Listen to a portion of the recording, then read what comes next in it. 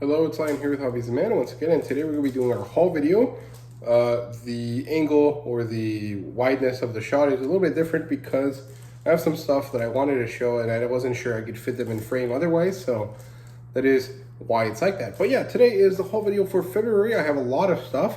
If you watch my videos throughout the month, you'll notice that this pile kept growing, and it actually grew a lot, and half of it is gone now because that's what I'm going to show you right now. But I'm going to start with some miscellaneous objects that I collected this month. Then we'll do figures, then novels, then manga. And as always, we're going to do the digital stuff first and then the physical. So feel free to skip to whatever section you like. If you only want to look at the manga, that's going to be the last section. Feel free to jump to that one. But there's a lot of manga related stuff earlier on in the video, so I do hope you guys stay for the whole thing. So yeah, let's start with the miscellaneous stuff. First of all, I had a poster, or actually a bunch of posters, that I picked up from this local store. So the H-Mart that I go to sometimes has a food court, and it also has some other secondary stores inside of it.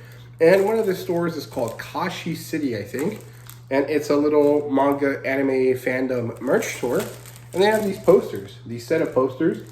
They're only $8, and I think there's 8 posters or 10 posters in here, which is cool, but it is a little bit sus, actually. And honestly, I think these are not, obviously they're not officially licensed, but I do think that some of these are actually fan art from people that they just got and printed, which makes me feel a little bit bad, but also it was just such a cheap price, and I just wanted it, so here you go.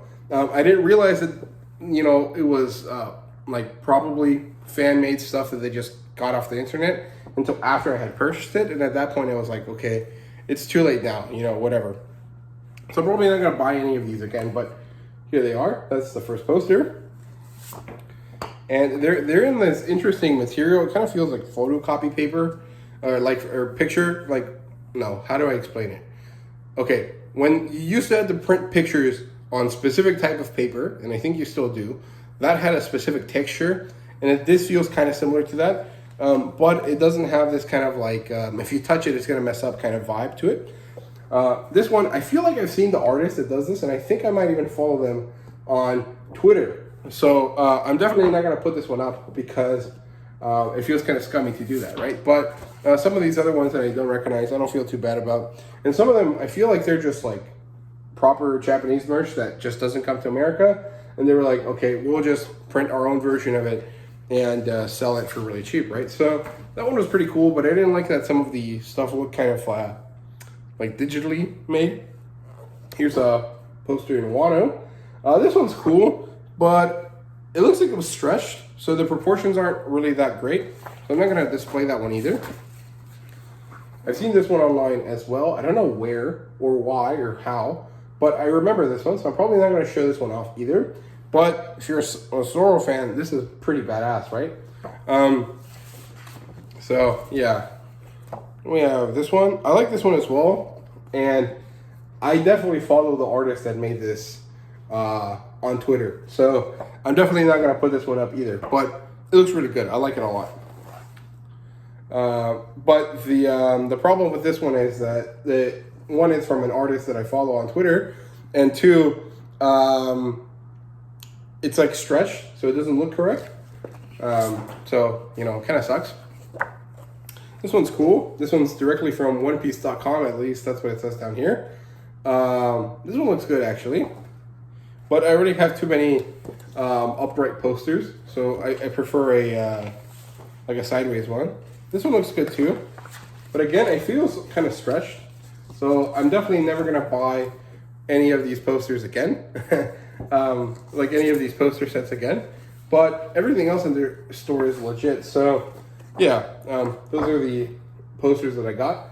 It was a really good deal. It was actually pretty nice, and the people that run that store are actually really nice people, really good, and they're really engaging with you as an individual when you're shopping with them. So I like them, but some of this stuff feels a little bit shady, right? So it is what it is. Crap, can I put this away? Yes, I can. Nice.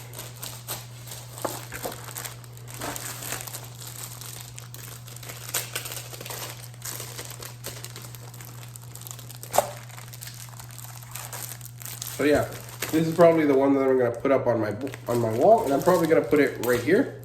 But I need to get another what are these called? Another frame. So yeah, that's the first miscellaneous item that I have. Then I have 4 other ones, and these are technically movies and like film, but I've never had a like a movie slash film slash DVD thing on my haul videos. So this is kind of still a miscellaneous item. First of all, we have One Piece Stampede, really good movie. I already watched it. I've watched it like 7 times actually, but I've already opened this one and watched this one. It was good. I do want to check out the special features on this because I didn't watch those, but it would be pretty cool. And yeah, Stampede is a really good movie. I really enjoy it, and it's probably the best One Piece movie there is. Well, that's debatable. I think it's either this one or Z, but I like this one quite a bit more. I also got these John Wick movies. Now, I'm not really a fan of John Wick, but these were $5, and I've never seen them before. So, for $5 a piece, I thought it was cool. Also, the new John Wick movie's coming out sometime next month, so might as well get in on that fandom, I guess, and get into watching those movies. So, yeah, but I don't know if I'm gonna watch them or if I'm actually gonna give them to my dad for Father's Day or something. I kind of do this a bit actually, where I just buy things and I'm like, I like this thing, but also I could give it away as a gift to someone. So I haven't really decided what I'm going to do with them, but it's a pretty good thing. Either way, if I keep it for myself or I give them to my dad, I'm going to end up watching them at some point, and that's pretty cool. So yeah, moving on to proper haul video items, we have some figures. So we have this One Piece Luffy figure. This one is Grand Line Series Volume 4 DXF by Bam Presto. And I really wish these came with like a pamphlet that tells you, hey, these are all the other figures in this line. And, you know, it had like a checkmark list on it or something, because I've been looking around online for a full list of these so that I can see which ones I really want. And it's fucking impossible to find this, man. So if you guys know any website that does it, please leave it down in the comments, because I really want to collect certain characters, but I want to collect the best version of them in this scale, right? In this like little scale like that matches across all of these figures, right? So I haven't been able to find that, because I want my Shanks figure, I want the rest of the Straw Hats, but I don't want them in their Wano outfits. I want them in more generic outfits, because I like the samurai aesthetic thing, but they don't coordinate across each other, right? Like Luffy, Sanji, and Zoro all wear kimonos, and then the 2 girls wear their like they're short kimonos. They're like ninja girl thing, and then Chopper just has like a samurai armor. Like I don't really like how they don't coordinate with each other.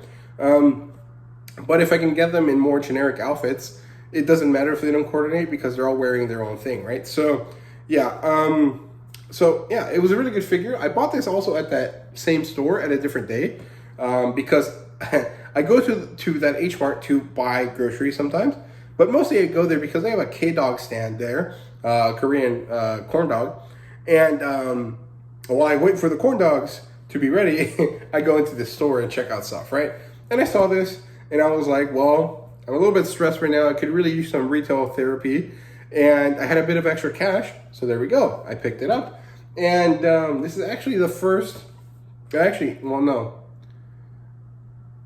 never mind. I was gonna say this was the first figure in this line I got, but I just showed you that I have 2 more. I have a killer one and a kid one. I also want, Law, Zoro, and Shanks, and Sanji, and that's really it, I think. Mostly I prefer female character figures anyways, but I thought Luffy is one of my favorite characters. I might as well have a figure of him, so that's why I got that. I also got a pair of Gundams, and I made a post on these on Instagram. I got Gules de Lanza. This is a horrible name. Gules' name is so bad, but whatever. And this is a really good figure, actually. It's really chubby and really like immensely thick, but it was a really fun build, and it just looks imposing as heck, man. If you guys want to see pictures of it, go check out my Instagram. But Really good figure there. And we have Choo Choo's Demi Trainer. These are both from Witch of Mercury. And this one is also really great. I like the posability of it and the kind of grunt aspect of it. And since I like Choo Choo a lot, I decided to pick it up. And I actually like this enough that I probably want to buy a few different versions of this. Just so I can have a lot of these kind of army builder sets. But I also want all of the Lanza variants. There's 4 of them. So one of them is this one, of course, this purple one. There's 2 different blue ones. One of them is supposed to be Lauda's version, and then the generic De Lanza. And then there's a black one that's for Kuhl's dad, which is the Soul De Lanza. So that's 4 different De Lanzas. And then there's like an upgraded version called the Duro Blade. So I want that one as well. And for the Demi Trainers, there's a bunch of different versions, I guess, but mostly just Choo Choo's and then the generic grunt version, right? So yeah, that's all there is for the figures.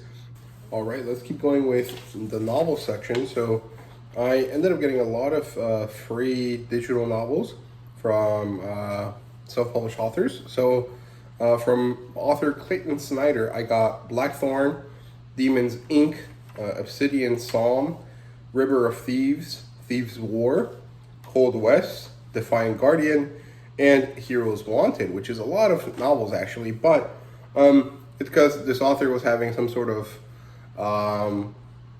giveaway situation thing going on his author's page on Amazon in order to promote another one of his books. I saw it on Twitter, and so I picked up all of these books. Will I like them? Will I not like them? I'm not really sure, but I mean, it's always cool to have a lot of books, right? So it is what it is. I also got some books by Andy Pelokin. I got 5 books in his Dark Blade series. And again, these were being used as promotion material for the release of Dark Blade number 6. Or actually, I think it was Dark Blade number 7. Number 6 was already out, but that one was full price. And so I decided to get them as well. I was also approached by an author, a self-published author that was writing Hamlet stories. But ultimately, even though he approached me, he decided not to send me a book because I mentioned that if, you know, there was some sort of situation with his covers because they were AI generated, I was going to mention that. And, you know, my opinion on AI is pretty ambivalent. You know, as an engineer, I think it's a really interesting emerging technology.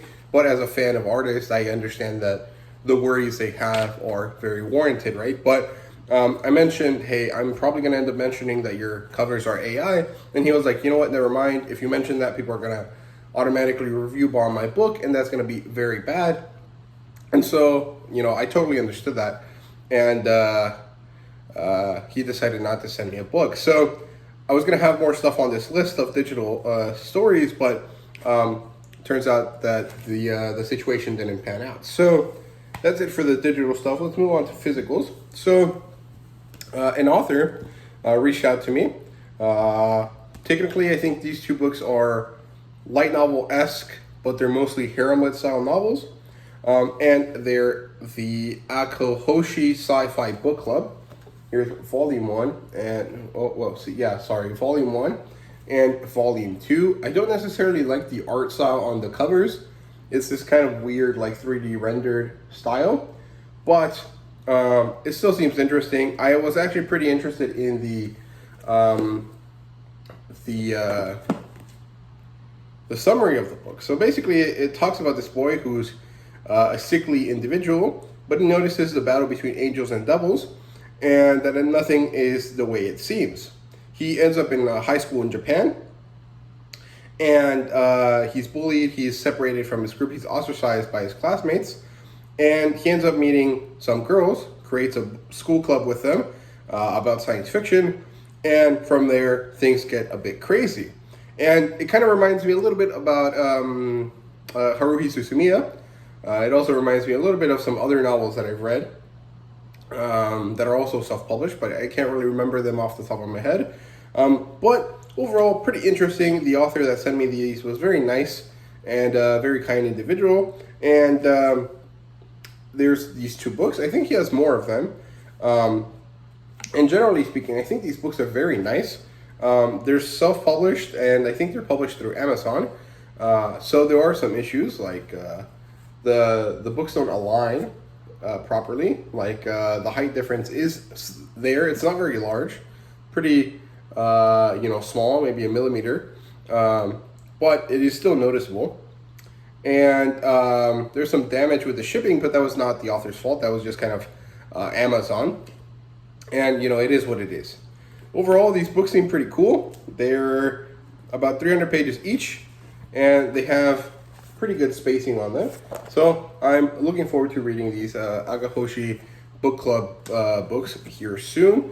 I'll probably do one next month and one the month after that. Here we have some more self-published works that were sent to me. More C.A. McDivitt books. We have number 3 and number 4, and I'm looking forward to these. I actually really enjoy C.A. McDivitt's writing, and I'm looking forward to reading more of it. I liked book 2 a little bit more than book 1, even though he told me that that was his worst bit of writing. So I'm curious to see how stuff that he holds in high regard holds up. So there you go. I think this is the last set of books for now. Yeah, I'm pretty sure C.A. McDivitt said that his series ended in 4 volumes, but there might be more after that. At least that's what I remember him telling me. I'm not really sure, but yeah. And finally, we have a traditionally published work here. We have Legends and Lattes by Travis Baldry. It's published by Tor. And I gotta say, this book, I don't know why, it feels really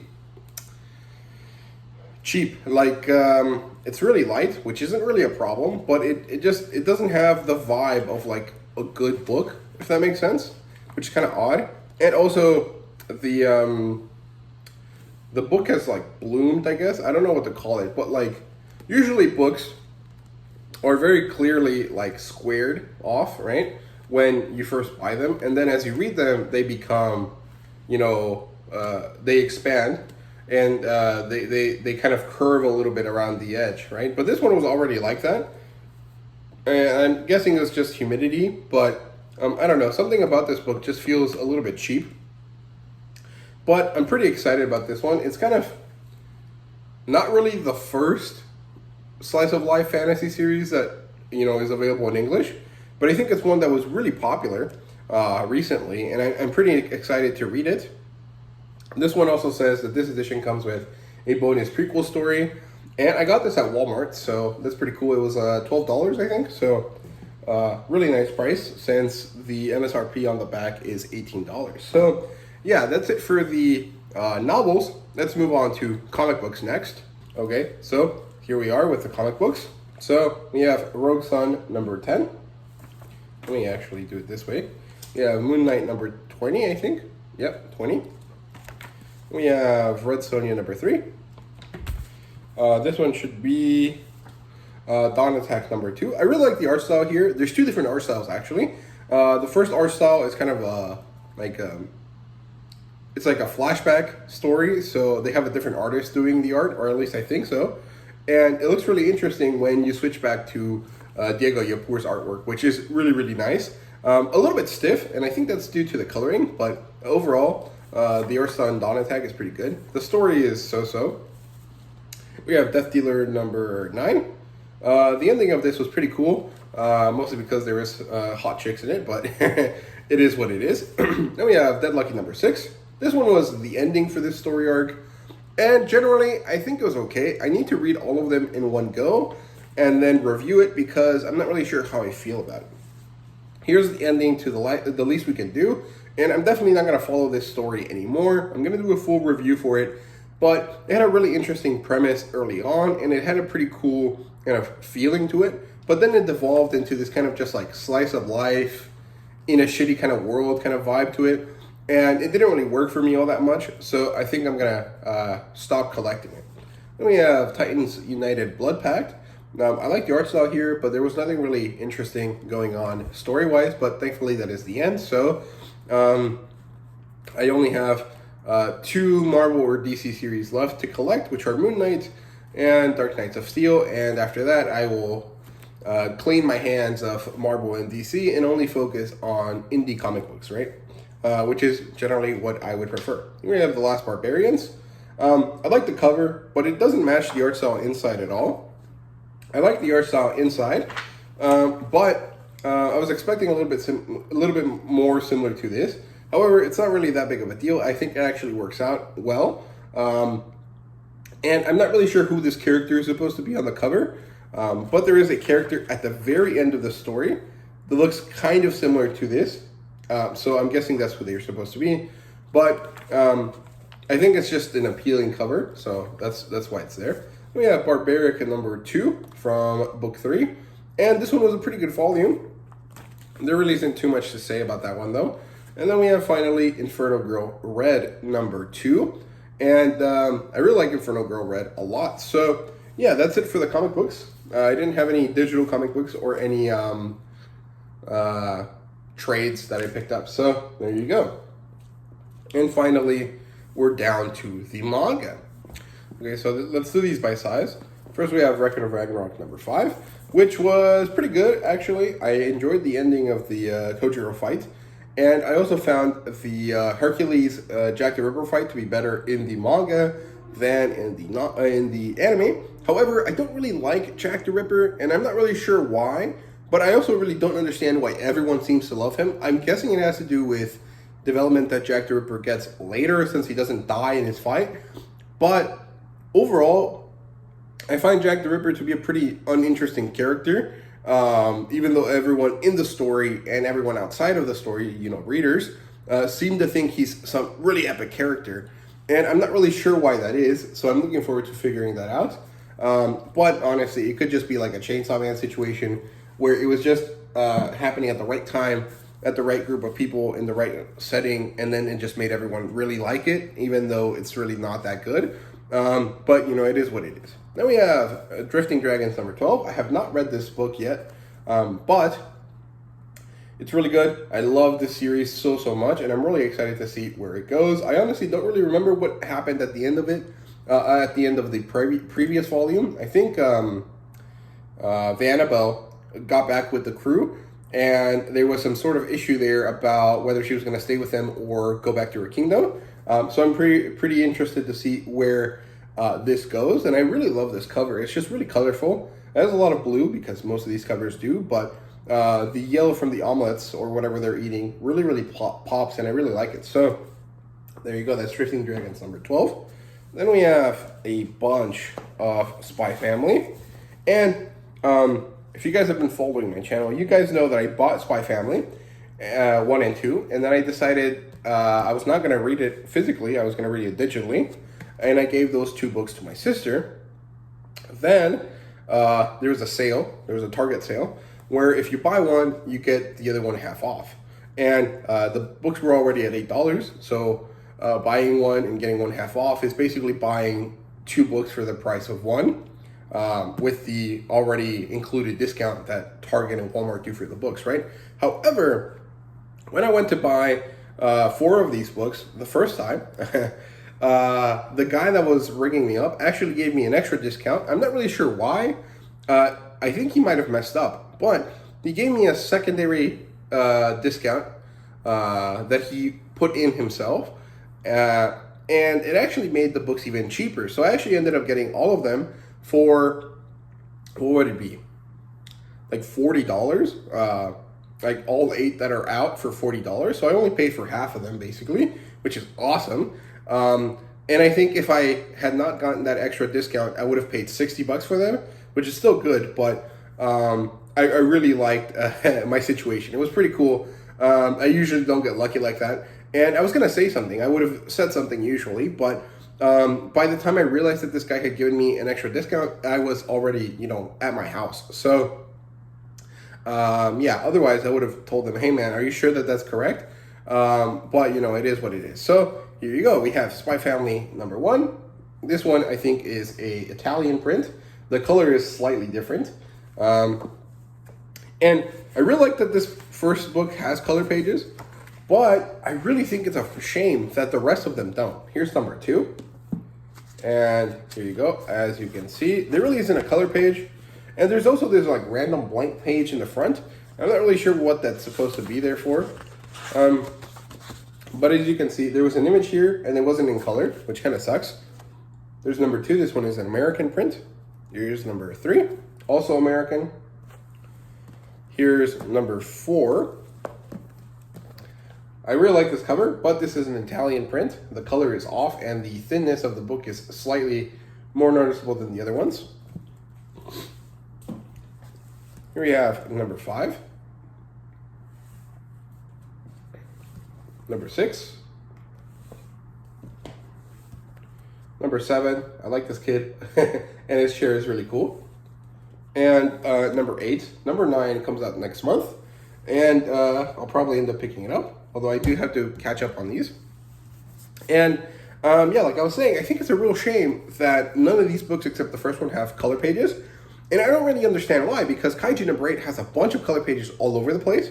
And Spy Family is like the current Viz cash cow, right? So you would expect them to, try a little bit harder to make it more enticing so that more people buy it. But, I guess they decided not to. And it's a real shame. I would have really liked to see all of those color pages. And honestly, at this point, I say it ad nauseum. It's probably annoying to hear.